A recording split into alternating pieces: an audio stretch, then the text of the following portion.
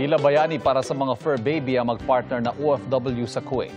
Muwi sila sa Cebu, dala ang mga sinagip nila roong 100 ng aso. Yan ang Usapang Pet, si Alan Domingo ng GMA Regional TV.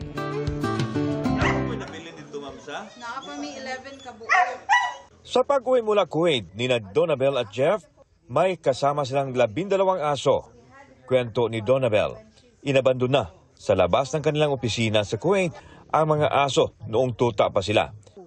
Nang dumami, ay nagpagawa sila ng shelter pero naghigpit daw ang Kuwait at nag-abisong gigibain ang shelter.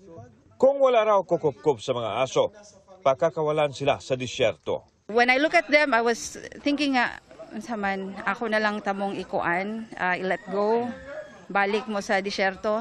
I cannot let them go. Yeah.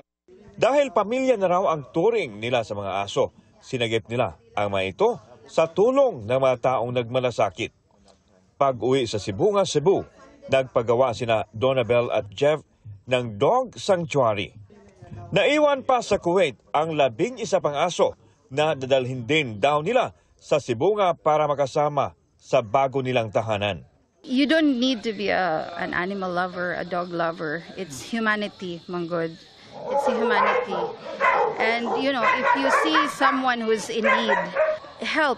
If there is really an opportunity for us to extend a help or adopt a rescue dog in any case scenario na pwede na to that we can help, grab the opportunity. Para sa GMA Regional TV at GMA Integrated News, Alan Domingo nakatutok, 24 oras.